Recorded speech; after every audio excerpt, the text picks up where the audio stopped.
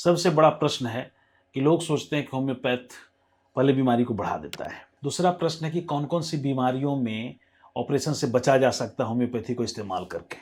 मैं अपना personal experience बता रहा हूँ कि सैकड़ों की तादाद में मैंने गॉल ब्लैडर के स्टोन्स निकाले हैं। 14-14 mm का स्टोन्स निकाला है और मैं बहुत जल्द वैसे पेशेंट से आपको रूबरू कराऊंगा अपने यूट्यूब चैनल पे, और उनके प्रिस्क्रिप्शन और रिपोर्ट्स के साथ मैं आऊँगा आपके पास कि आप देख सकें कि क्या क्या सबूत है मेरे पास, कैसे होम्योपैथ से 14 mm का, 17 mm का, 12 mm का गॉल ब्लैडर का स्टोन बिना किसी प्रॉब्लम के पेशेंट का निकल गया। ड्रग का प्राइमरी एक्शन करते हैं, फिर वो डिजीज थोड़ा सा बढ़ेगा, स्किन डिजीज, उसको ड्रग का सेकेंडरी एक्शन कहते हैं, फिर वो धीरे धीरे ठीक हो जाएगा और क्यूरेटिव एक्शन में चला जाएगा। परंतु मिस्टेक्स कहाँ होते हैं, गलतियाँ कहाँ होती है, रोगी क्या करते हैं कि जैसे ही बीमारी बढ़ता है डॉक्टर बदल लेते हैं या डॉक्टर को छोड़ देते हैं। डॉक्टर को पता है कि मैंने 6 पोटेंसी का पेट्रोलियम दिया है इस स्किन डिजीज में फलाने पेशेंट को, तो अगली बार आएगा तो उसको सेकेंडरी एक्शन के लिए 200 देंगे, देन क्यूरेटिव एक्शन के लिए 1 m देंगे। लेकिन आप थोड़ी सी बीमारी बढ़ी नहीं कि आपने दवा छोड़ दिया। नमस्कार दोस्तों, मैं डॉक्टर भवानी शंकर पटना से अपने यूट्यूब चैनल में आपका स्वागत करता हूँ।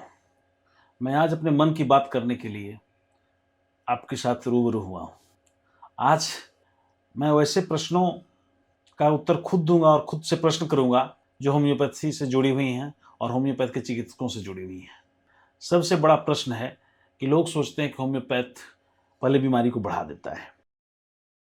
ऐसा है दोस्तों कि आप ये जान लीजिए कि हर बीमारी का सेपरेशन होता है। आपने बहुत तरह के स्टेरॉइड्स लिए हों, बहुत तरह का ट्रीटमेंट लिया हो, एलोपैथ की दवाएं ली हुई हों, जिसके कारण आपका डिजीज सेपरेस्ट फॉर्म में चला गया हो। तो होम्योपैथी बढ़ाता नहीं है। होम्योपैथी क्या करता है कि मूर्त रूप में डिजीज को ले आता है, यानी डिजीज जो आपके अंदर सेपरेस्ट फॉर्म में है, आप अगर 1/1 इंच का कोई स्किन डिजीज है, रिंग वॉर्म है, आपने उस पर किसी तरह का ऐसा ऑइंटमेंट लगाया है कि वो सेपरेस्ट होके छोटे साइज में आ गया हो, तो होम्योपैथिक दवा जब आप देंगे तो वो फिर जीवंत हो उठेगा। उसका आकार प्रकार उतना ही बड़ा होगा जो शुरू में था, परंतु आपके एक्सटर्नल एप्लीकेशन से या फिर किसी तरह का स्टेरॉइड्स लेने के कारण, किसी तरह का एंटी फंगल ड्रग लेने के कारण वो छोटा हो गया हो, तो जब अब भी आप होम्योपैथिक दवा यूज़ करेंगे तो वो ज़रूर बड़ा होगा। और जब जितने बड़े साइज में वो प्रारंभ में था, प्रारंभिक अवस्था में, उस साइज में पहुँचेगा, उसको ड्रग का प्राइमरी एक्शन कहते हैं।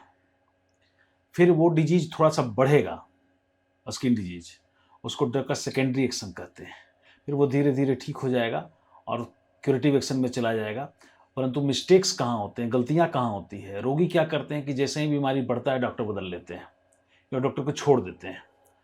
डॉक्टर को पता है कि मैंने 6 पोटेंसी का पेट्रोलियम दिया है इस स्किन डिजीज में फलाने पेशेंट को, तो अगली बार आएगा तो उसको सेकेंडरी एक्शन के लिए 200 देंगे, देन क्यूरेटिव एक्शन के लिए 1 m देंगे। लेकिन आप थोड़ी सी बीमारी बढ़ी नहीं कि आपने दवा छोड़ दिया और बदनामी होम्योपैथ की हो गई कि होम्योपैथ में बढ़ जाता है।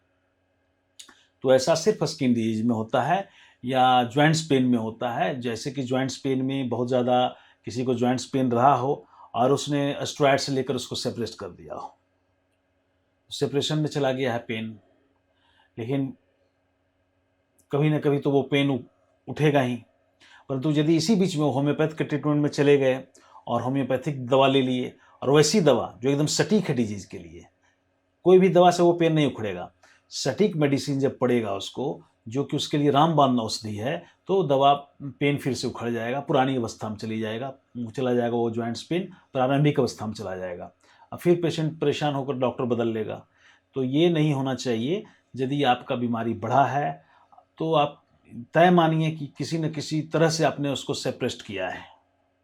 वो किसी आयुर्वेदिक की दवा से सेपरेट किया हो, किसी एलोपैथ की दवा से सेपरेट किया हो, किसी स्टेरॉइड्स के से सेपरेशन में गया हो। कहीं ना कहीं सेपरेशन ऑफ डिजीज है, तभी होम्योपैथ ने उसको बढ़ाया है। और होम्योपैथ की जिस दवा ने उस डिजीज को बढ़ाया है, मूर्त रूप दिया है, उसको सजीव किया है, उसको जगाया है, तो वो जान लीजिए कि वो उसके लिए मुफीद दवा है, रामबाण दवा है, और उसी दवा से क्योर करेगा डॉक्टर, चिकित्सक उसको। परंतु आपको अपने चिकित्सा में बने रहना होगा। आप जब चिकित्सक के पास दोबारा जाएंगे तभी वो आपको क्यूरेटिव ड्रग दे पाएंगे और आपको उससे लाभ होगा, आप ठीक हो जाएंगे।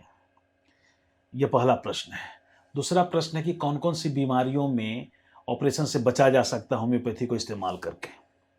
तो सबसे तो पहले जान लीजिए कि पाइल्स, बवासीर, कभी ऑपरेशन मत कराइए। फिस्चुला, फिशर्स में कभी ऑपरेशन मत कराइए, किसी अच्छे होम्योपैथिक विशेषज्ञ के पास जाइए और लाभान्वित होइए। 100% रिजल्ट है दोस्तों। अगर अच्छे चिकित्सक ने अच्छी दवा दी है तो आपको 100% लाभ मिलेगा। गॉल ब्लैडर का स्टोन, लोग कहते हैं कि गॉल ब्लैडर का स्टोन ठीक नहीं होता है। मैं अपना पर्सनल एक्सपीरियंस बता रहा हूँ कि सैकड़ों की तादाद में मैंने गॉल ब्लैडर के स्टोन्स निकाले हैं।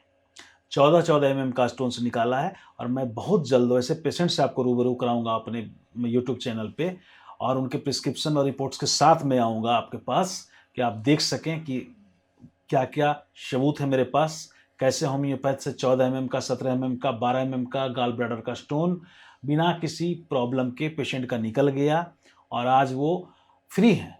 आज उनके गॉल ब्लैडर में किसी तरह का स्टोन, किसी तरह का प्रॉब्लम नहीं है। ये कैसे संभव हुआ, ये मैं आपको उनके इंटरव्यूज़ में, उनके रिपोर्ट्स में दिखाऊंगा। Renal stone, kidney stone homeopath में रामबाण दवा है होम्योपैथ में, जैसे कि कॉमनली जाना जाता बर्बेरिस बर्गेरिस 30। बर्बेरिस बर्गेरिस 30 उसकी बहुत ही अच्छी दवा है, परंतु उसके साथ साथ और भी विशेष दवाएं हैं, बहुत सारी दवाएं हैं और हर एक रोगी के लिए डिफरेंट दवाएं हैं। हर रोगी में अपना लक्षण होता है, अपना सिम्टम्स होता है। जब आप किसी रोगी के पास, डॉक्टर के पास जाते हैं तो आपके फिजिकल, मेंटल और सारे सिम्टम्स को ऑब्जर्व करते हैं, सारे सिम्टम्स को रीड करते हैं, आपके सेंस ऑर्गन को रीड करते हैं और उसके बाद वो देखते हैं कि कौन सी दवा इनके लिए मुफीद है।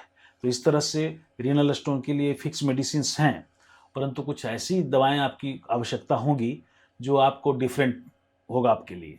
तो ऐसे इंडिविजुअल्स केस के लिए आपको किसी न किसी चिकित्सक के चैम्बर में बैठकर, क्लिनिक में बैठकर ट्रीटमेंट लेना होगा और तब देखेंगे कि आपको 100 में 100% सफलता मिलती है। रीनल स्टोन का साइज कितना ही बड़ा हो, अगर कुशल चिकित्सक है तो उसको बारीक करके तोड़ कर निकाल देगा और आपको किसी तरह का कष्ट नहीं होगा।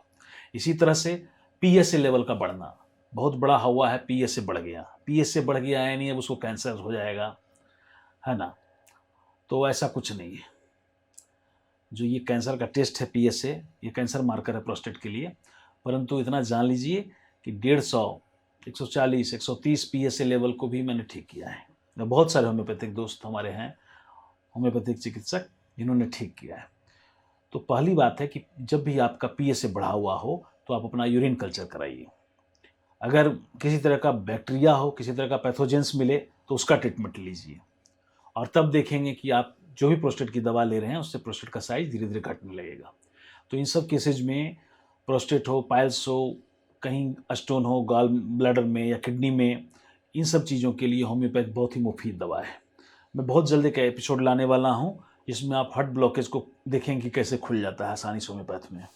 परंतु उसके लिए भी मेरे पास बहुत सारे पेशेंट हैं जिनका मैं वेट कर रहा हूँ, जिनका इंटरव्यू कलेक्ट कर रहा हूँ, जिनका सारा मैं जो उनके रिकॉर्ड्स हैं, जो उनके एंजियोग्राफी के या सिटी एंजियोग्राफी के रिकॉर्ड्स हैं, उनको कलेक्ट करके मैं उनका इंटरव्यू भी करूँगा और वो भी अपने एपिसोड यूट्यूब पर डालूँगा। तो होम्योपैथ बहुत सक्षम है दोस्तों, परंतु होम्योपैथ तभी सक्षम है जब आपको सही दवा दी जाए और दवा की क्वालिटी भी अच्छी हो। इस पर भी मैं एक एपिसोड बनाऊंगा कि as per homoeopathic pharmacopoeia of India और as per homoeopathic pharmacopoeia of German कौन कौन सी दवाएं बढ़िया हैं और कौन कौन सी कंपनियां बढ़िया हैं और उनके दवा में क्या क्वालिटी होनी चाहिए, कंपनियों की दवाओं में क्या क्वालिटी होनी चाहिए, क्या गुणवत्ता होनी चाहिए, जिससे आपको पता चले कि जो मैं दवाएं ले रहा हूं ये सही में गुणकारी हैं, लाभकारी हैं और प्योर हैं। तो सबसे पहला शर्त है को ENA में बना होना चाहिए, एक्स्ट्रा न्यूट्रल अल्कोहल में। और भी जो बातें विशेष हैं वो मैं इस एपिसोड में चर्चा नहीं कर सकता हूँ, बहुत लंबा एपिसोड हो जाएगा, मैं अगले एपिसोड में बताऊँगा। मैं ये भी बताऊँगा कि होम्योपैथिक के चिकित्सक कोड का इस्तेमाल क्यों करते हैं। मैंने आज तक अपने प्रैक्टिस में कोड का इस्तेमाल नहीं किया है, परंतु कहीं कहीं कोड का इस्तेमाल करना सही भी है, कहीं कहीं कोड का इस्तेमाल करना गलत भी है। बहुत सारे पेशेंट ऐसे होते हैं जो एक ही प्रिस्क्रिप्शन पे बहुत सारे लोगों का इलाज करते फिरते हैं। एक प्रिस्क्रिप्शन मैंने उनको दे दिया टॉन्सिलाइटिस का, पाइल्स का, कॉन्स्टिपेशन का, उसी पे वो दूसरे तीसरे का भी इलाज करने लगते हैं। ये गलत है। हर केस इंडिविजुअल है, हर पेशेंट का अपना सिम्टम्स है और उसको होम्योपैथ के चिकित्सक के पास बैठकर, मिलकर और अपने सिम्टम्स के हिसाब से, अपने शारीरिक, मानसिक लक्षणानुसार दवा सेलेक्ट करवानी चाहिए। अब चिकित्सक उनको उनके लक्षणानुसार दवा सेलेक्ट करते हैं, फिर उनको रिपर्टराइज करते हैं, फिर उनके लिए कौन सी दवा सबसे ज़्यादा कारगर है उस पर फोकस करते हैं, और उनको किस पोटेंसी में, हाई या लो, किस पोटेंसी में दवा का पहला खुराक जाना चाहिए, जिससे कि उनके शरीर में, उनके वाइटल फोर्स पे उस दवा का एक्ट हो और उस दवा के एक्शन से प्राइमरी एक्शन, सेकेंडरी एक्शन और क्यूरेटिव एक्शन आ सके। इसलिए आप एपिसोड देखिए, वीडियो देखिए, और वैसी दवाएं जो मैं बताता हूं उनमें ध्यान से देखें और ध्यान से अपनी दवा सेलेक्ट करें और उसका इस्तेमाल करें। ज़रूर आपको लाभ होगा। और विशेष तरह का किसी प्रकार का कोई प्रश्न आपके दिमाग में हो तो मेरे व्हाट्सएप पे कांटेक्ट करें। मेरा कांटेक्ट नंबर दिया हुआ है, उस पर आप आएँ। और किसी असाध्य रोग के लिए आपको कोई सलाह चाहिए होम्योपैथ से, तो मैं उसके लिए सदैव तत्पर हूँ। जय हिंद दोस्तों, थैंक यू।